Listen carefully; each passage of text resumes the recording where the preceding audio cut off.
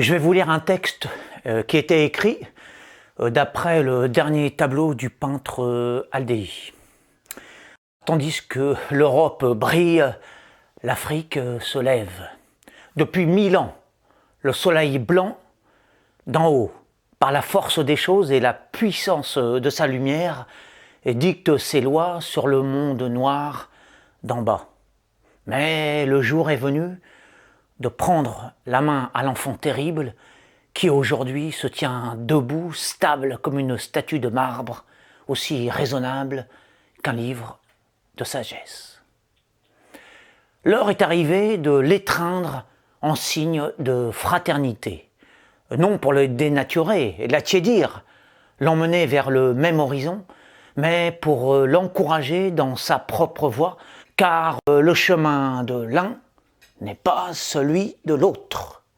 L'harmonie entre les civilisations, ce n'est pas de suivre les pas de la précédente, de refaire ce qui existe déjà, d'imiter celle qui est au sommet, mais de prendre une direction différente. Et ce, afin d'enrichir la création d'inventions nouvelles, d'aventures inédites, d'histoires uniques.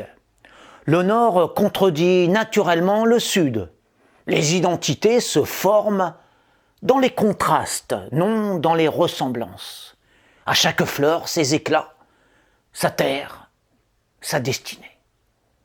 Les racines des populations humaines sont faites pour s'enfoncer plus profondément dans leur royaume natal, pendant que grandissent les âmes, fleurissent les idées, et finalement se consolident les frontières.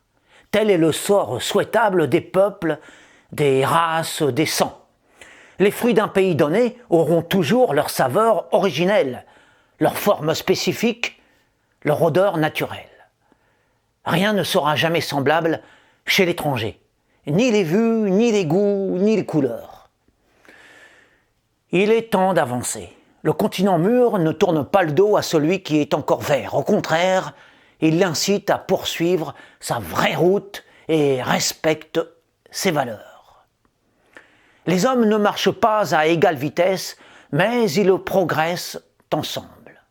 Bref, les rayons du midi éclairent les premiers alors que les lueurs de l'aube réveillent les seconds. Les regards s'opposent, mais les bras se croisent. C'est le signe suprême.